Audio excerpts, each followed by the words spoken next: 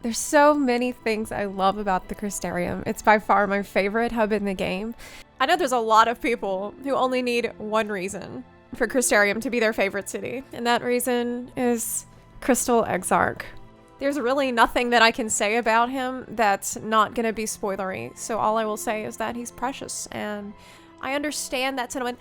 I'm not on hashtag Team Exarch. I realize there is a thirst war going on right now, and I'm firmly not in that camp. But that doesn't mean that I don't love him as a friend. I friend-zoned him a little bit. Moving right along. I love the music in the Crystarium. Stand tall,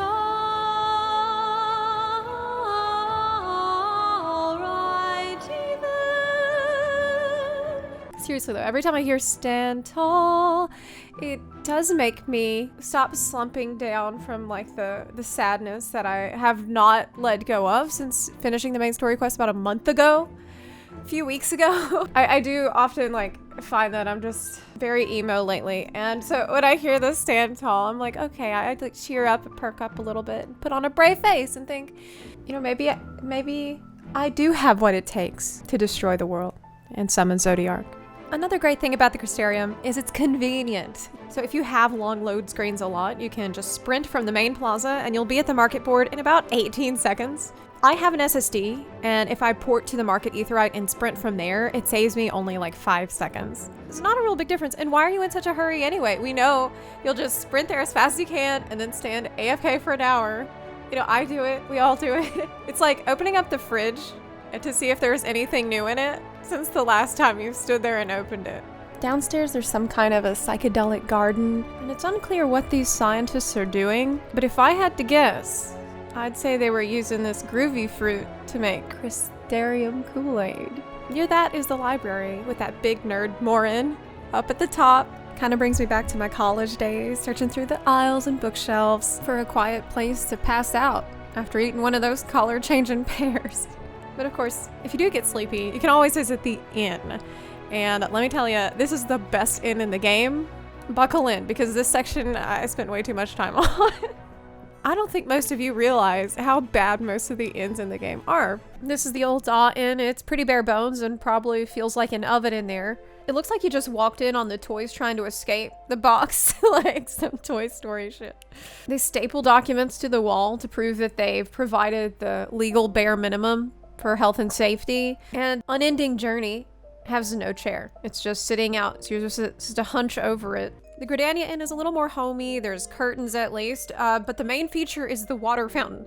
And I don't know if you've ever tried to sleep with the faucet dripping at night, but this is like that times 1,000.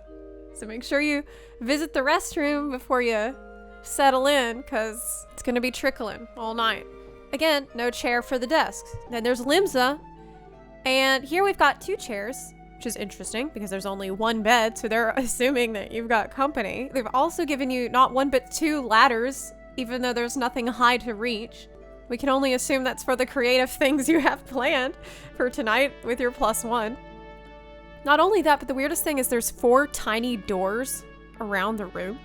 I assume connected to the other rooms, so you can like swap people in and out. Like, I don't know what kind of Looney Tunes escapades y'all got going on in Limsa, but just be safe. Alright, I don't want y'all catching the crotch rot. Ishgard is a total disaster. There's planks coming up from the ground, there's dirty papers on the floor, there's bars on the windows, it's like a prison cell. This was supposed to be the journal desk, but it's too destroyed for you to use it. It's uninteractable. They turn the lights really low so you don't see how dirty and nasty it is in there. And there's empty beer bottles everywhere. It's like, the rug doesn't even look like fur. It looks like it's made out of skin. Oh, and there's a rope under the bed as well, just in case you get ready to end your stay early by climbing out the window, of course. I get that they're poor in the broom, but it costs $0 to just clean up a little bit. Damn. The Kugane Inn is one of the better ones. You do have a place to sit and make tea at least. There's a lovely window with fireflies outside that you can't shut, so they're free to fly into your tea anytime. This time for the journal, you at least have a pillow to sit on, which is fine, because that's the Doman way. But it is unsettling to have this human effigy staring at you. I mean, I feel like it's gonna come to life and pull me into the void, like in The Last Guardian. The bigger problem is that this is the only bed in the game that doesn't say comfy feather bed. Because that's the Doman way. It says tatami bed. Now look, I lived in Asia and I've slept on this kinds of beds, and let me tell you, it's horrible. This is by far, without question, the worst and most uncomfortable bed you will ever sleep. Like, you're gonna be hurting the next day. You would be better off sleeping in a chocobo's nest. Actually, grab this thing off the wall and throw it on the bed. Might help you out. So holy hell is the Crystarium in a step up from what we are used to. They've got a kitchen loaded with absinthe. They got one of those cute, small little radios instead of that gaudy Dr. Seuss shit that is normally. There's fresh bread. There's a giant sack where they picked out only the green M&Ms, like I requested. And unbelievably, they gave you a chair to sit at to read The Unending Journey. And it's a mercy, because you're gonna need to be sitting down for this one. And last but not least, the hunts group, Clan Nutsy. They ask you to gather nut sacks from predators and turn them in for fabulous prizes. And I'm not gonna spoil the quest for you.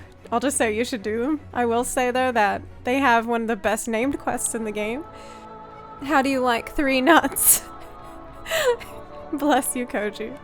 What are your favorite things about the Crystarium? If you haven't made it to the Crystarium yet, what is your current favorite city? Let me know in the comments section down below, and I want to thank you so much for watching. If you like this video and you want to see more like it, you can help support the channel by subscribing on Patreon or on Twitch, where I stream Final Fantasy XIV 5 nights a week. You can also support the channel for free by clicking the subscribe button, or by sharing this video with fellow warriors of darkness. Thanks again for watching, and I'll see you next time. Bye!